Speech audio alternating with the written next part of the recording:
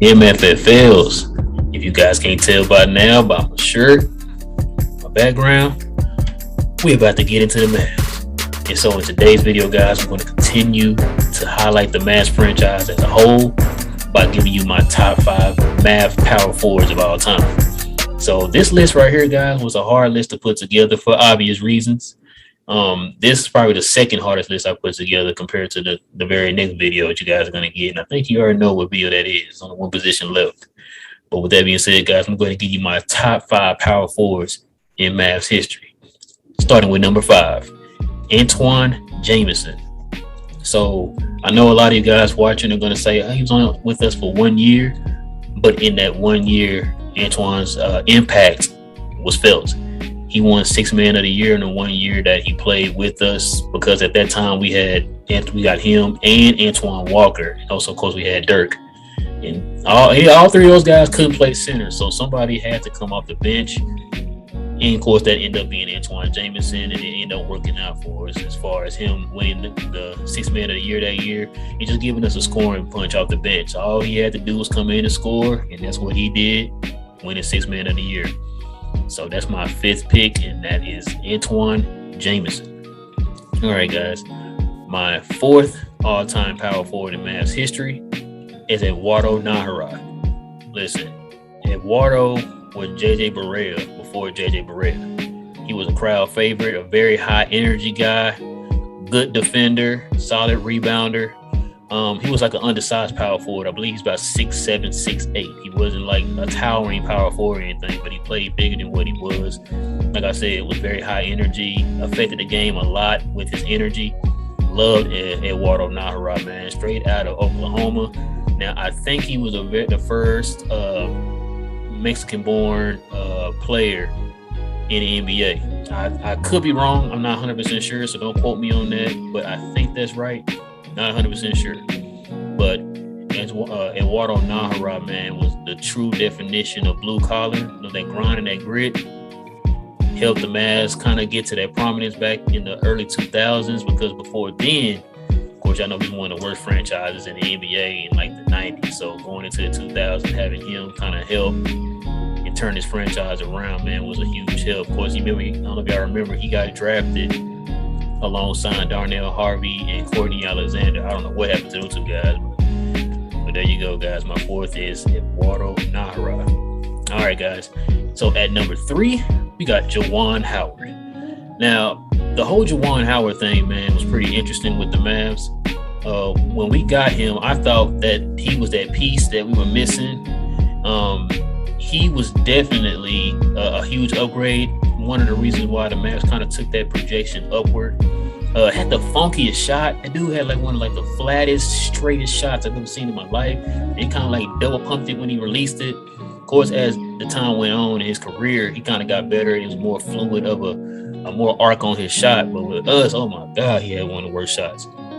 Of course, a lot of people know him for being the one player that was traded to Denver for Raquel Prince and Tariq Abdul-Wahad and Nick Van Exel. Those players kind of helped us in the year of 2002, 2003 year, where the Mavericks won 60 games that year and battled the Spurs, which I still to this very day feel like if Dirk did not get hurt, that would have been it. But anyway, Jawan Howard, of course, is also known as being one of the Fab Five from Michigan.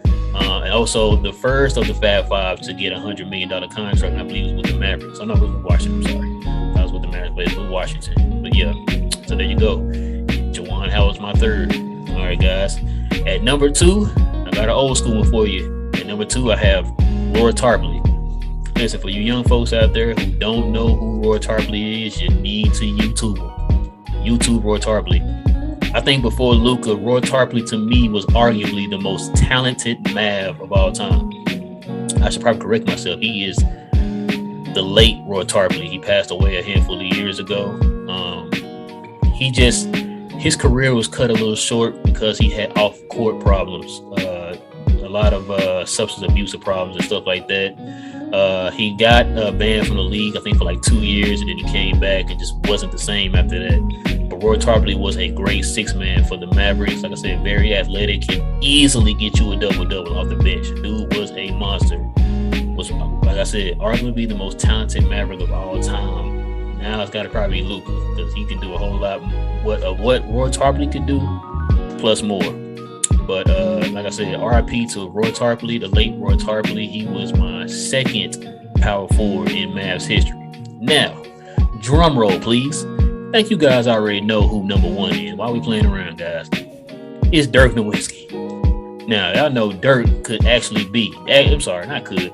Well, he could be, because the future has not been determined yet on Luka. But right now, Dirk is the greatest Mav of all time, hands down. You guys know that Dirk's jersey is about to be retired. He's about to get a statue in the AT&T Plaza. We here for it. We are definitely here for it. One of the greatest players, not just Mavs, but one of the greatest players. I say top 15 of all time. The way Dirk changed the game, he still got young dudes now taking his signature one-legged fadeaway shots. Even some of the greats respect this dude. Kobe loved the heck out of Dirk, and he's mentioned that before on numerous interviews, talking about how he wanted Dirk to come to LA, but couldn't pry him away. No, he just had huge respect for Dirk. Dirk had huge respect for Kobe, of course. But Dirk, to me, man, is a trendsetter. He's the reason why you see a lot of these big men out here shooting threes now. I used to hear so many times, because I'm huge on the draft, I would hear so many teams trying to find another Dirk, another guy, another power forward or center that they can use to stretch the floor. Of course, you had Bargnani, you had Porzingis, you had Gasol, you had, you know what I'm saying? You had all these different 7-footers who they try to get to shoot 3-pointers and try to stretch the floor just like Dirk, because of the impact that Dirk had on this league. And for that, man, y'all already know Dirk is the number one Mav of all time, but also the number one power forward on this list. No questions asked, hands down. So there you go, guys. Guys, please do me a favor and like this video. Go ahead and subscribe for those who are watching the video who haven't subscribed yet, guys. We can definitely use our subscriptions. We're starting to kind of climb a little bit on our subscriptions, and we can definitely use more if you guys just hit that subscribe button for us, guys. And also, why don't you comment down below, is there a power forward that I'm missing that I didn't add on this list? Why don't y'all go ahead and comment down below, Mavs fans, and let me know who that guy is, or if you think this list is right. Go ahead and let me know.